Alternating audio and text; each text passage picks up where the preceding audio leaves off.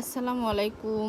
আজকে এই বৃষ্টির দিনে বসে বসে ভাবলাম যে একটু মাখা খেলে ভালো লাগবে, তাই ঝটপট কিছু চিড়ে ভেজে নিলাম, বাদাম ভেজে নিলাম, ঘরে চানাচুর ছিল, পেঁয়াজ মরিচ গরম মশলার গুঁড়া সব কিছু নিয়ে এসেছি। এখন এগুলো মেখে নেব, একটু সরিষার তেল দেব। এই তো একটু সরিষার তেল দিয়ে দিলাম। এবার আমি এগুলো মেখে নেব।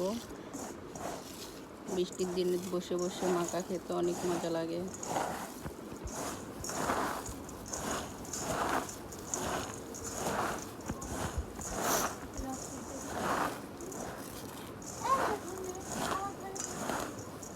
এটা হলো আমার চিড়ে মাখা।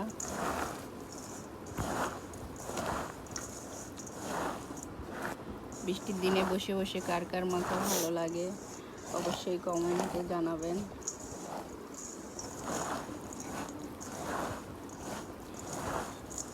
আরও ভিডিও দেখার জন্য আমার চ্যানেলটাকে সাবস্ক্রাইব করবেন।